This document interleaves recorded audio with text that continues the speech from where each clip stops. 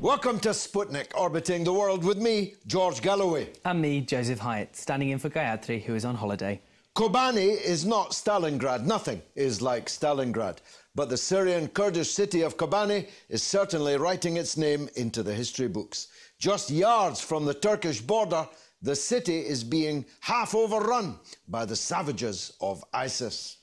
But every street and every house is being contested by the young Kurdistan fighters of the YPG, which is the youth section of the local chapter of the PKK, the Kurdistan Workers' Party, listed bizarrely as a terrorist organisation by both the US and EU, who now back the Kurds, of course, the PKK, in the fight against ISIS. The fighters are young, left, and a huge number of them are women. It would be the stuff of a Hollywood movie if it were not for the nightmare of the actuality. Captured fighters being beheaded, their eyes gouged out, women being raped by the oh-so-holy warriors of the ISIS. 80-year-old men have had their heads cut off in front of their families, children and grandchildren.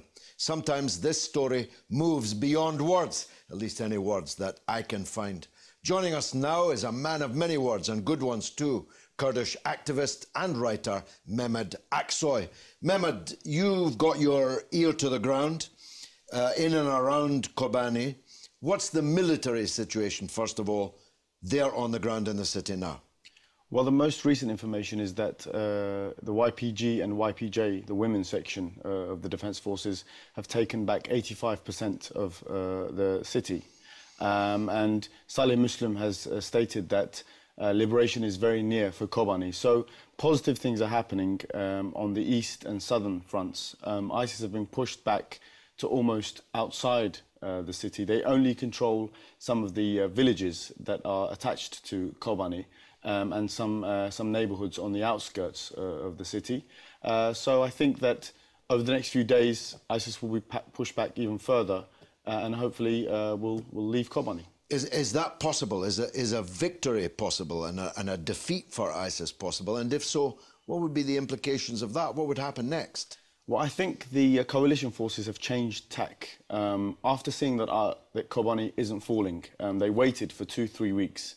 Kerry said it wasn't part of their strategy to avoid it falling. I think with the Turkish state's approach to Kobani and being a NATO member, being part of the coalition wanted Kobani to fall. But when it didn't fall and when international public opinion swung in favour of the Kurds and Kobani, they had to take steps. So now, just yesterday, the Kurdistan Regional Government, Parliament, accepted a motion to recognise the cantons of Rojava, Kobani being one of them, which wouldn't have happened without the Americans giving the go-ahead. Also, ISIS are being defeated in certain parts of Iraq. Certain Sunni tribes have begun to rise up against them. Exactly. So I think ISIS are being pushed back on all fronts. And you can see this in the reflection of this in Kobani as well. What will this mean? This will mean that other forces, other powers need to fill in that vacuum. In Rojava, in Kobani, the Kurds already have an administration, they have people, they have fighters. And the same needs to happen in other parts, in Raqqa, in Rabia, in Tel Abyad. So Arab tribes, the other ethnic groups in the region, the other religious groups, need to fill in that power vacuum. Well, we'll talk about the Arabs in a minute. I want to talk about the Turkish position first. It was, I would assume, a matter of shame, consternation certainly, for Turkey's friends and allies in NATO, to see a huge Turkish military force at the fence, on the border, able to see, if they had field glasses at least, the beheadings and the murders, but not being prepared to lift a finger, and worse, not being prepared to allow the gate to be open so that Turkish Kurds could enter and come to the side of their brethren and sisters fighting there. But the impact amongst the Kurdish public opinion in Turkey has been dramatic, and it now endangers the peace process between the PKK and the Erdogan government. Tell us about that. Well, the position of the Turkish government, the Erdogan government, for 2 years has been one of supporting the fundamentalist extremist groups in Syria against the Assad regime. They expected the Assad regime to fall very quickly. The Kurds who were fighting the Assad regime since 2004 did not take active arms against Assad. Instead, they built up their own administrations. Turkey were very afraid of this because they thought it would reflect badly, according to them, on the Kurds of Turkey. So they were supporting first the Al-Nusra Front, which That's then the ISIS... Al-Qaeda affiliate. Which ISIS broke off of. And obviously UK, EU, US governments were also supporting the Free Syrian Army and the Syrian National Coalition against Assad. So all the arms that were provided by these forces went into the hands of these extremist forces. The Kurds, meanwhile, refused to take a part in this because, one, it didn't recognise Kurdish administration, it didn't recognise Kurdish rights and autonomy in northern Syria. So over the last 2 years, the Kurds have been putting up a fight. The international community and media turned a blind eye to it. Turkey was funding, letting these groups through their borders. But in the last 2-3 months, the international media has paid attention to it. But Turkey hasn't changed its tack.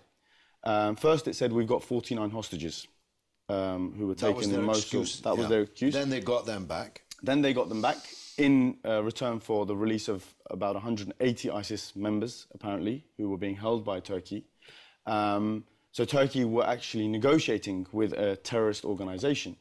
And then, after this excuse was taken away, they still refused, as you said, to let the people across the border because the Kurds wanted a corridor to be opened. Well, that's it. They want Turkish occupation of the north of Syria. Yes. What they call a buffer zone, what anyone else would call an occupation. Presumably the Kurds have no interest in agreeing to that. No. They want a buffer zone and they want a no-fly zone. Do ISIS have any planes? No. Why do they want a no-fly zone? Against Assad. Turkey, and especially the AKP regime, have banked on a Sunni corridor being opened through Syria, going through Iraq and the rest of the region. They want a Sunni-dominated sectarian divide in the region to serve their own neo-Ottoman purposes or ideology. Their paradigm, the way they see the Middle East, is through this neo-Ottoman prism. And the fall of Assad was going to make this possible for them. But it's worked out exactly in the opposite direction. Davutoglu was regularly saying, in a matter of weeks, Bashar will fall. And of course, 3 and a bit years on now, he's not fallen. He's not going to fall, at least in those parts of Syria that he and the regime currently hold. Let's talk about the popularity or otherwise of Erdogan's line. The Alevi people are against it. The Kurdish people are against it. The left, such as it is now in Turkey, is against it. One imagines that those elements inside the armed forces that don't like Erdogan don't much fancy a war in Syria. If I'm right about that, then the Erdogan position is quite precarious. He only has, it's a good score, 47%, but it's not a majority, and it's certainly not an overwhelming majority. No. And also, international forces are also against it now. America, France, the UK are starting to accept a future with Assad rather than without Assad. And this is the key, I think. Apart from internal opposition, external opposition has swung against Erdogan as well. Within Turkey, as with the Gezi protests, as with the recent protests for Kobani, there's a very, very strong opposition against the Erdogan regime, which is becoming ever more authoritarian in its policies as well. Just the other day, they passed a new bill extending the police's kind of rights in what they can do when against protests. Let's talk about the Arabs then, quickly. The situation in Iraq. There's a new Prime Minister. He's talked a different game from al-Maliki. So far, he hasn't really delivered one. The image of the central state in Baghdad is heavily tarnished by recent years. You say that there are now some signs of the Sunni tribes in the west of Iraq, in the north and west of Iraq, beginning to turn against ISIS. Tell us something about that. That's new. Well, from what I've read from the media, 3 or 4 tribes have come together. One very important tribe in Deir ez-Zor, I think, in that region, has started fighting ISIS on the ground, on ground level. I think it's very important that these tribes come out and unite and have a strong government behind them to fight extremist forces like ISIS, because that's the only way that, as I said, they can fill in that power vacuum. Otherwise, forces like ISIS, which have fighters from all over the world, I call them international hitmen for finance capital, will continue kind of borrowing into that, into the region if the local people, if the tribes there don't put up a strong stand. This can only happen, though, if things aren't done along, for example, ethnic or religious lines. A sectarian war or kind of taking sides on a sectarian or ethnic along those divides will only lead to more conflict in the future. So, you know, conflicts with Shia Muslims especially, the Kurds, the Turkmen, the Assyrians in that region, the Christians, all have the right to live in that region. And they have to unite against, in this case, a common enemy like ISIS. Joseph, you were very interested in the youthfulness and, of course, the high female component of this great battle in Kobani, weren't you? Absolutely, they're a very impressive force, aren't they? But the question is, if there is a victory for them, do you think it will change the circumstance that we're in? Definitely. The reason why there are so many young people and so many women involved is because of the ideological standpoint of the Kurdish movement. They believe in a gender equal, secular, democratic and communitarian society and system. The reason why these people find their future in this system is because it's not drawn along gender lines, it's not drawn along ethnic or religious lines.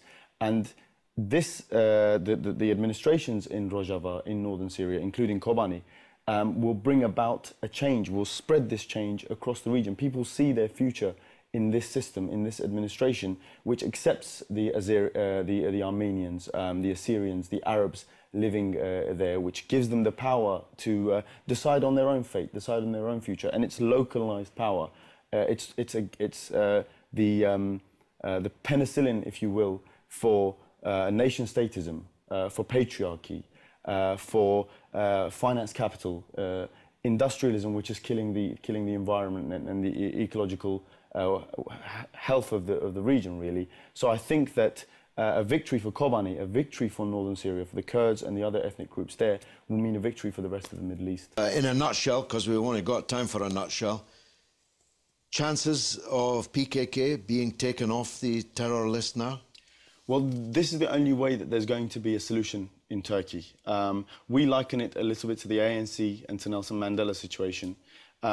If the EU, if the UK, if the US want peace in Turkey, if they want the war to end, for there to be stability there, not just in Turkey, but in Iran, Iraq and Syria, then the PKK need to be taken off the terrorist list, which will also strengthen the hand of the Turkish state and the Turkish government, because then they won't be in negotiation with a group that's on the terrorist list.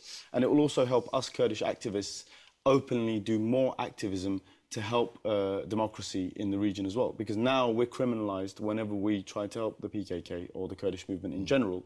So it's a win-win situation if the PKK are delisted. Mehmet, thanks for joining us on the Sputnik. Coming up after the break, an interview with Dennis Halliday, formerly a bigwig with the United Nations. Gayatri and I caught him in London when he was passing through just last week.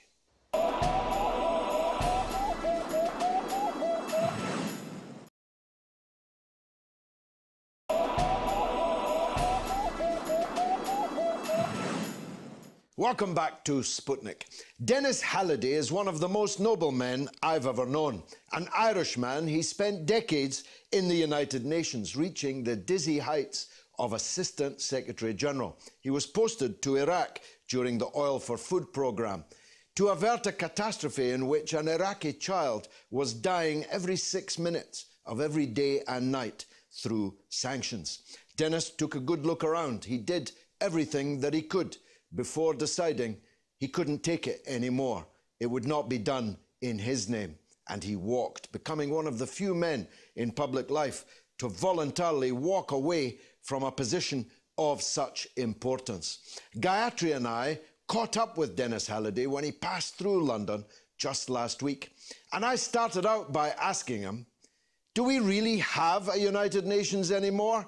It has a big building, even bigger budgets, but it might as well not be there for all the good that it's doing. Yes, I hate to admit that, of course, I have to agree with that. But let me just say there are two United Nations. United Nations of the member states. This is a states organized, paid for, managed function. The Secretary General and the staff is actually the second part of the equation. The states, in my view, in terms of the real issues, the peace, security, well-being, human rights, working through the Security Council, have failed. In fact, they're showing signs, I would say, of corruption. And that's the tragedy. Well, let's deal with the core of the problem. We have a situation now where 3 out of the 5 permanent members are now repeatedly declaring war on other states without now even putting the matter before the Security Council, never mind taking its agreement or assent to these policies. Yet these 5 permanent members have a veto forever on whether or not the Security Council should be refashioned, remodelled, reformed, or even abolished. Well, this is our problem. We now have member states who are not taking proper, attention, not paying proper attention to the Charter. The Charter makes it very clear in Chapter 7.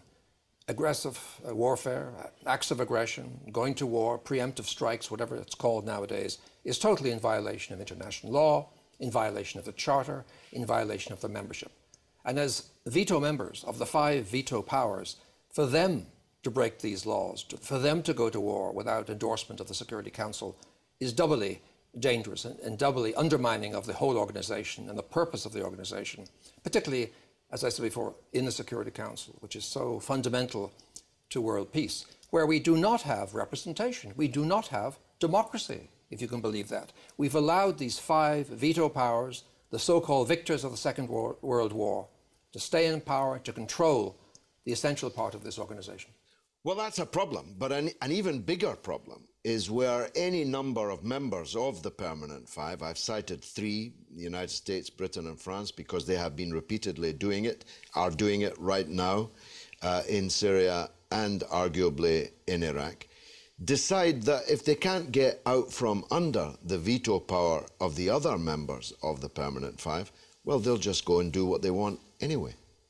Yeah, this is what underlines, I think, most the failure of the Council and the corruption of the Council, that you have member states who are veto member states, permanent member states, and have been since 1945, are willing now to corrupt this Charter and go behind the regulations of the Charter, which prevent any form of warfare, whether it's wars of aggression, genocidal, or whatever, happening without permission of the member states, as per the Charter, as per the other arrangements that the Security Council functions within.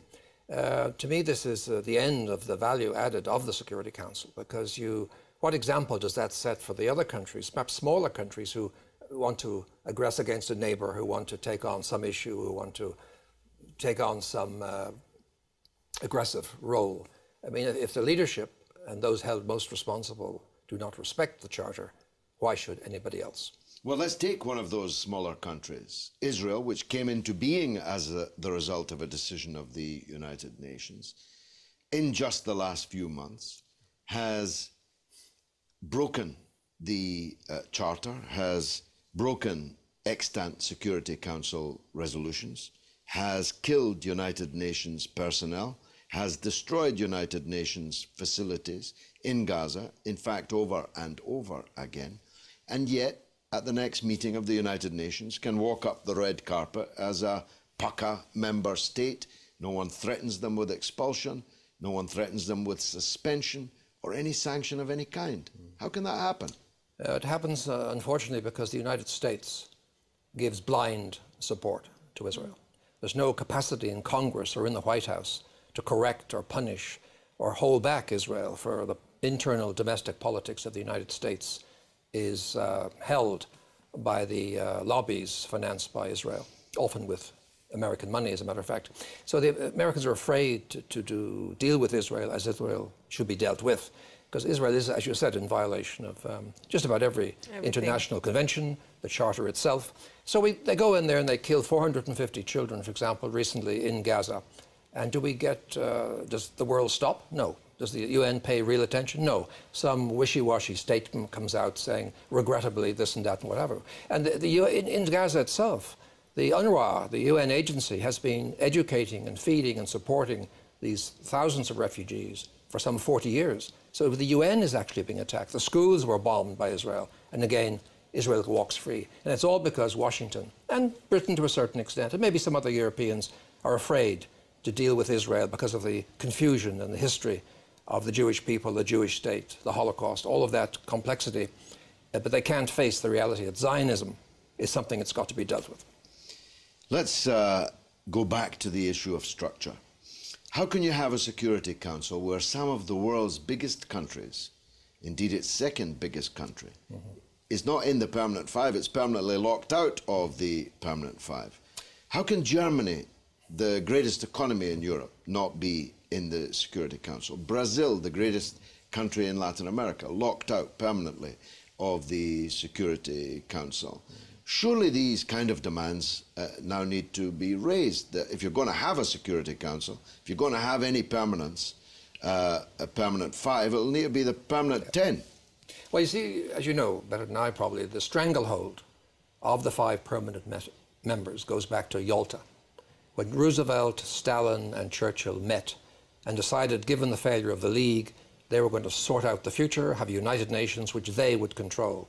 And that by adding France as a gesture to de Gaulle and by adding China, they created this 5 veto power permanent seat for themselves. And they're still in business, they're still controlling the UN. The BRIC countries that you've mentioned, other large countries, are not represented. The North-South balance is just not there. There is no democracy. I mean, it sounds like revolution when you talk about democracy in the context of the Security Council. But the South needs to be represented on a permanent basis, or at least with the same strength. I mean, I have a suggestion for that if you want to get into it. Tell us, how can we solve this? Yeah, I believe what we have to do is to abolish the present 5. We have to have regional seats in the Security Council. So North America would have 1 permanent seat. Canada, the United States, Mexico would have to decide who sits on that seat. And when one of them when the country sitting speaks, that country will represent the 3. Latin America would have 1 seat. Maybe Costa Rica would be selected to sit on that seat.